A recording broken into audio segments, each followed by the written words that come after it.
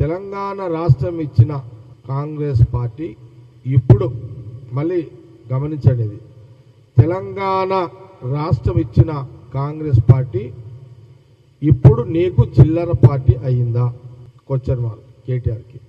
రెండవది, రాష్ట్రం ఇచ్చిన తర్వాత కేసీఆర్తో సహా మీ కుటుంబమంతా సోనియా గాంధీ ఇంటికి వెళ్ళారు కదా, అప్పుడు చిల్లర అని అనిపించని కాంగ్రెస్ ఇప్పుడు చిల్లర ఎట్లా అయ్యింది?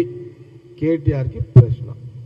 మూడవది, తెలంగాణ రాజకీయాల్లో ఈరోజు మీరు మీ ఫ్యామిలీ, కేటీఆర్ ఫ్యామిలీ అంతా రాజకీయంగా తెలంగాణ రాష్ట్రంలో రాజకీయంగా మీ కుటుంబం అంతా వెలుగుతుంది అంటే దానికి కారణం కాంగ్రెస్ పార్టీయే కదా?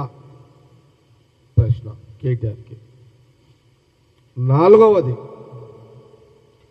తెలంగాణ ఇచ్చిన కాంగ్రెస్ పార్టీని